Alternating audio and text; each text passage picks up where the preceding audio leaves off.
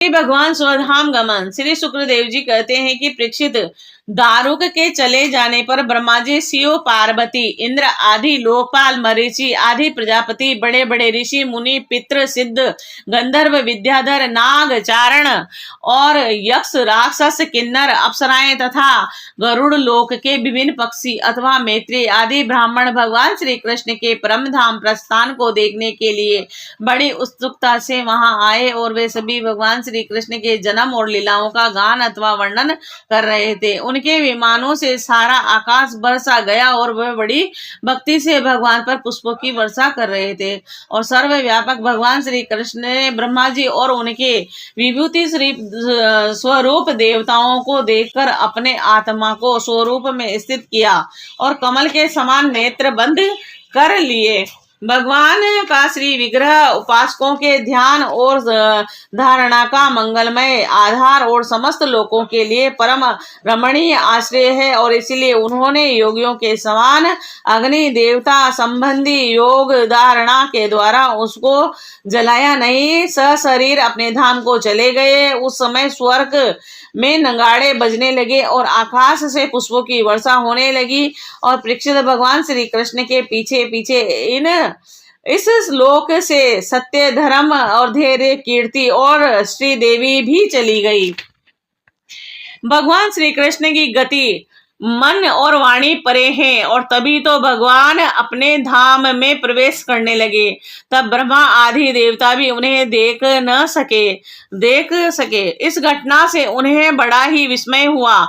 जैसे बिजली मेघ मंडल को छोड़कर जब आकाश में प्रवेश करती है तब मनुष्य उसकी चाल नहीं देख पाते, वैसे ही बड़े बड़े देवता भी श्री कृष्ण की गति के संबंध में कुछ न जान सके। और ब्रह्मा जी और भगवान शंकर आदि देवता भगवान की यह परम योगमयी गति देखकर बड़े विस्मय के साथ उनकी प्रशंसा करते अपने अपने लोक में चले गए।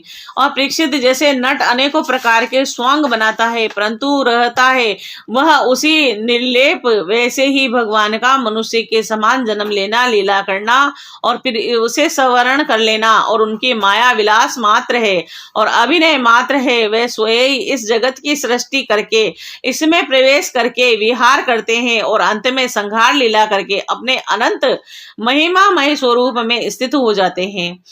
सांदीपनी गुरु का पुत्र यमपुरी चला गया था परंतु उसे वे मनुष्य शरीर के साथ लौटा लाए। और तुम्हारा ही शरीर ब्रह्मा से जल चुका था परंतु उन्होंने उन्हें जीवित कर दिया। और वास्तव में उनकी शरणागत वत्सलता ऐसी ही है। और तो क्या कहूं, उन्होंने कालों के महाकाल भगवान शंकर को भी युद्ध में जीत लिया और अत्यंत अपराधी अपने शरीर पर भी प्रहार करने वाले व्याध को भी संदेह स्वर्ग भेज दिया। प्रिय परीक्षित, ऐसी स्थिति में क्या वे अपने शरीर को सदा के लिए यहाँ नहीं रख सकते? अवश्य ही रख सकते हैं। और यद्यपि भगवान श्री कृष्ण संपूर्ण जगत की स्थिति, उत्पत्ति और संहार के निक्षेप कारण है और संपूर्ण शक्तियों के धारण करने वाले, यद्यपि उन्होंने अपने शरीर इस संसार में बचा रखने की इच्छा नहीं की और इससे उन्होंने यह दिखाया कि इस मनुष्य शरीर से मुझे क्या प्रयोजन है। आत्मनिष्ठ पुरुषों के लिए यही आदर्श है कि वे शरीर रखने की चेष्टा न करें।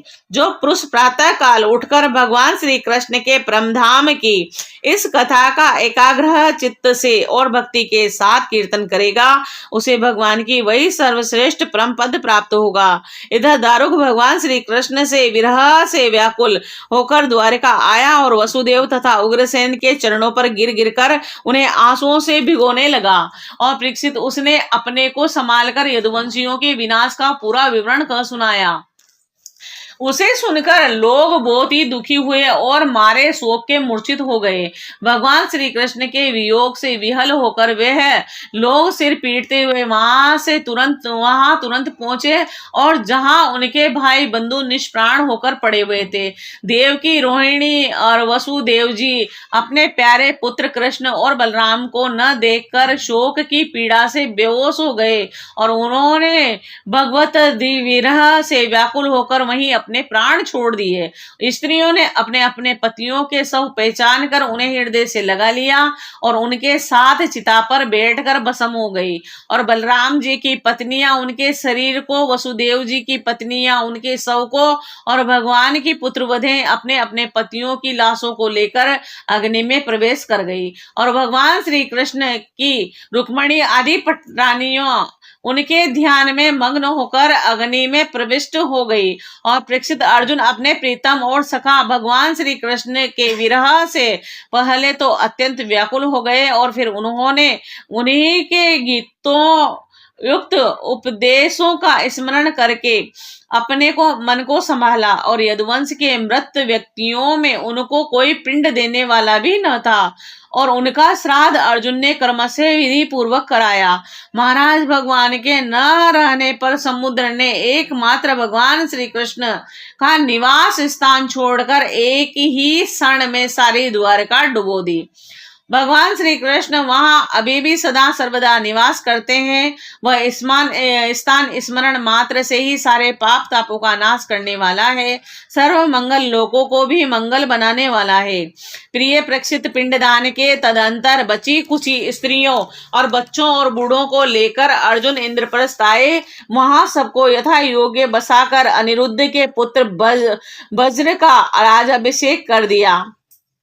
राजन, तुम्हारे दादा युधिष्ठिर आदि पांडवों को अर्जुन से ही यह बात मालूम हुई कि यदुवंशियों का संहार हो गया है। तब उन्होंने अपने वंशधर तुम्हें राजपद पर अभिव्यक्त करके हिमालय की वीर यात्रा की और मैंने तुम्हें देवताओं के आराध्य देव भगवान श्री कृष्ण की जन्म लीला कर्म लीला सुनाई। जो मनुष्य श्रद्धा के साथ इसका कीर्तन करता है वह समस्त पापों से मुक्त हो जाता है। और जो मनुष्य इस प्रकार भक्त बहारी निखिल सौंदर्य माधुर्य निधि श्री कृष्ण चंद्र के अवतार संबंधी रुचि पराक्रम और इस भागवत महापुराण में तथा दूसरे पुराणों में वर्णित परम मान दयमयी बाल लीला केशोर लीला आदि का कीर्तन करता है, वह परम हंस मुनिद्रों के अंतिम प्राप्त श्री कृष्ण के चरणों में भक्ति प्राप्त करता है। जय श्री कृष्ण। हे द्वारकाधीश।